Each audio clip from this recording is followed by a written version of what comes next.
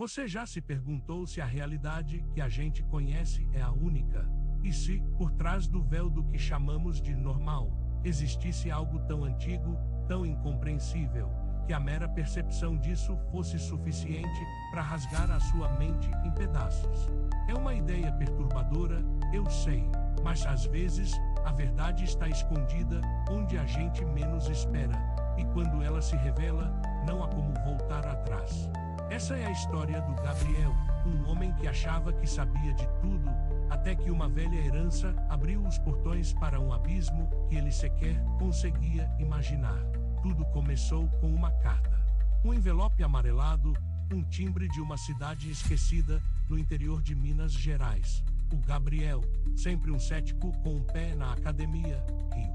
Era a notificação da morte do seu tio-avô, um sujeito excêntrico que ele só conhecia por velhas fotografias e histórias sussurradas na família.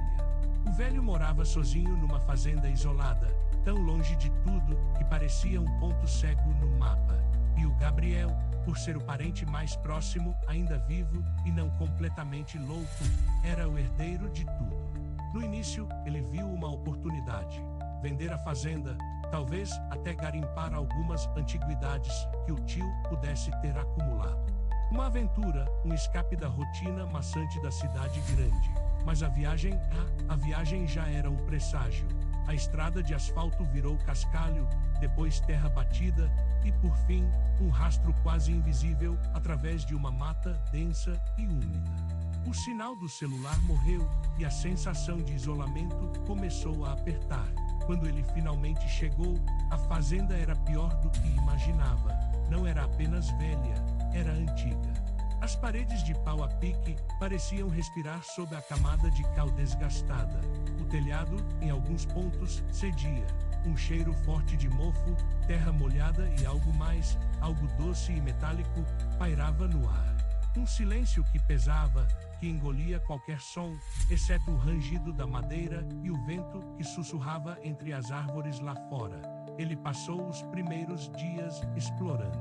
A casa era um labirinto desorganizado de móveis cobertos por lençóis brancos, livros empilhados até o teto, e objetos que ele não conseguia identificar. Em um canto, uma estante de livros antigos, com capas de couro desgastado, parecia exalar um conhecimento proibido. Havia alguns volumes em línguas que ele nunca tinha visto, com símbolos desenhados à mão que pareciam se mover no canto do olho. Ele ignorou, pensando na excentricidade do tio, mas não era só a bagunça. Havia algo estranho na geometria da casa. Corredores que pareciam mais longos em uma direção, portas que não se alinhavam perfeitamente com as paredes e um quarto no fundo que parecia torto. Não era uma questão de má construção. Era como se as próprias linhas do tempo e do espaço tivessem sido esticadas e dobradas ali. À noite, o silêncio se tornava opressor. Gabriel jurava ouvir um zumbido baixo, uma frequência quase inaudível que parecia vibrar dentro de sua própria cabeça, como um enxame de insetos cósmicos que não existiam. Ele atribuía ao cansaço, à solidão, tomava um copo de uísque e tentava dormir. Os sonhos, porém, não eram de cansaço, eram vívidos, opressores. Ele via paisagens de rochas impossíveis, céus de cores que não existem no espectro humano, e formas colossais que se moviam em velocidades que desafiavam a lógica. Acordava suado, confuso, com a sensação de ter estado em algum lugar muito, muito distante, e de ter trazido de volta um eco, uma memória alienígena que se recusava a ir embora. Foi no terceiro dia que ele encontrou a escotilha, escondida sob um tapete grosso e empoeirado no chão da cozinha, presa por uma corrente enferrujada e um cadeado antigo. A ferrugem estava tão incrustada que ele precisou de horas com uma marreta e um cinzel para arrombá-lo. O cheiro que subiu quando a escotilha finalmente cedeu era diferente de tudo que ele já sentira. A mistura do mofo, do doce metálico e algo mais profundo, algo que cheirava a poeira de estrelas e séculos de esquecimento. Lá embaixo, uma escadaria de pedra escura descia para a escuridão absoluta. Gabriel hesitou. A curiosidade, porém, era um veneno doce, e ele tinha uma lanterna potente. Desceu degrau por degrau, o feixe de luz revelando paredes de pedra bruta, úmidas, que se estendiam para um vazio que parecia infinito. O zumbido que ele ouvia agora era mais forte, quase um murmúrio constante que vibrava através do seu corpo. O porão não era apenas um porão. Era uma vasta câmara subterrânea, maior do que a própria casa, com uma cúpula de pedra que se perdia nas sombras acima. E no centro, havia a coisa, um poço, não um poço comum de água. Este era revestido de uma pedra negra e polida, tão escura que parecia absorver a luz da lanterna. Não tinha corda nem balde. Era apenas um buraco, um abismo perfeitamente redondo, que descia para a escuridão primordial. Mas o que prendia a atenção de Gabriel não era a escuridão do poço, era o que emanava dele. Uma luz fraca, pulsante, que não era visível diretamente, mas parecia ser percebida pela sua mente, como um holograma que só o cérebro podia interpretar. As cores mudavam, um azul profundo que parecia infinito, um verde esmeralda que queimava, um roxo que evocava galáxias distantes. E o som, o zumbido agora, era uma sinfonia. Uma orquestra de frequências impossíveis, um canto que parecia vir de bilhões de anos-luz de distância, de uma entidade que não tinha forma, mas tinha uma voz. Gabriel sentiu uma vertigem. Não era medo no sentido comum, mas um terror existencial, a percepção de uma insignificância esmagadora. Ele se ajoelhou à beira do poço, a mente girando. A luz e o som começaram a se intensificar, inundando seus sentidos, reescrevendo sua própria percepção da realidade. As paredes da câmara pareciam se expandir e contrair, as rochas se torciam em formas impossíveis. Ele viu sombras, formas, dançando na periferia de sua visão, figuras que não eram deste mundo, mas sim ecos de algo muito, muito mais antigo. Os dias se tornaram indistinguíveis.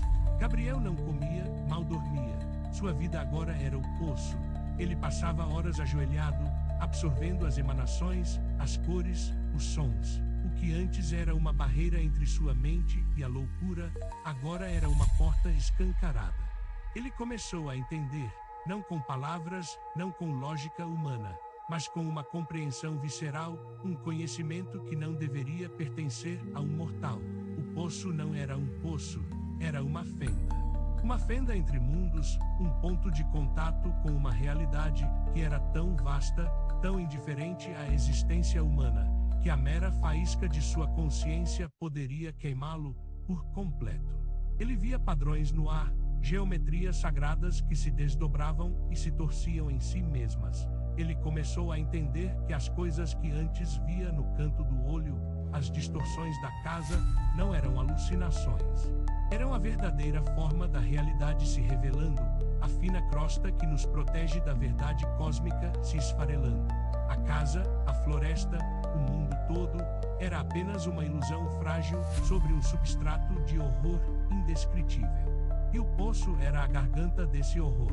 No clímax de sua obsessão, em uma noite sem estrelas, Gabriel sentiu-se compelido a se inclinar mais perto. A luz do poço agora era um turbilhão de cores que explodiam e se fundiam. O som uma canção de louvor e de morte, de criação e de aniquilação, tudo ao mesmo tempo. Ele estendeu a mão, como se para tocar o que havia lá dentro, para se fundir com a vasta, terrível verdade. E então, ele viu, não uma forma, não um monstro, não algo que pudesse ser descrito com palavras humanas. Ele viu a mente de algo imenso, algo que existia antes do tempo, antes das estrelas, e que continuaria a existir quando tudo o que conhecemos fosse apenas poeira. Uma inteligência fria, desinteressada, que observava os universos como meros padrões em uma tapeçaria infinita. A percepção foi um choque elétrico que o fez tremer até o fundo da alma. Ele não era nada, a humanidade não era nada, e o universo, um pequeno ponto de luz em um mar de escuridão incompreensível, era apenas um reflexo pálido da coisa que habitava o abismo. O grito de Gabriel não foi um grito de terror comum. Foi um som que parecia rasgar não apenas sua garganta, mas o próprio tecido da realidade. Um som de desespero e revelação, de uma alma quebrada que havia visto o que não deveria ser visto. Algumas semanas depois, vizinhos distantes, preocupados com a falta de movimento na fazenda do velho e do novo morador, resolveram ir verificar. Encontraram a casa em silêncio. A porta principal estava aberta e um cheiro nauseante pairava no ar. Eles chamaram pelo nome de Gabriel. Nenhum som. Finalmente, no porão, o encontraram. Gabriel estava lá, ajoelhado à beira do poço, coberto de uma poeira fina e escura. Seus olhos estavam abertos, fixos no abismo de pedra, mas não havia reconhecimento neles. Seus lábios se moviam, mas os sons que saíam eram murmúrios sem sentido. Uma mistura de sílabas que não formavam nenhuma língua conhecida. Um sorriso, ou o que parecia ser um sorriso, distorcia seu rosto. Um sorriso que não era de alegria, nem de dor, mas de uma compreensão terrível e alienígena. Eles tentaram falar com ele, mas Gabriel não respondeu. Ele parecia estar em outro lugar, sua mente perdida nas profundezas cósmicas que o poço havia revelado. Ao tentarem levantá-lo, ele resistiu com uma força que não parecia sua. Seus olhos, antes cheios de vida, agora refletiam o vazio do cosmos, e a luz indescritível do poço parecia dançar nas suas pupilas dilatadas. O poço ainda está lá, a casa ainda está lá, isolada na mata densa, e Gabriel, se é que podemos chamá-lo assim, ainda está lá. Preso em um sanatório distante, ele passa os dias desenhando incessantemente padrões impossíveis e murmurando as palavras de uma linguagem que ninguém compreende. Ele não é mais o Gabriel que conhecemos. Ele é um eco, um fragmento de uma mente que se abriu para o além, um portal ambulante para um conhecimento que dilacra a alma. E a cada noite, quando o silêncio da fazenda desce sobre a mata, um zumbido baixo, quase imperceptível, parece emanar da terra, ecoando a canção antiga que o poço canta.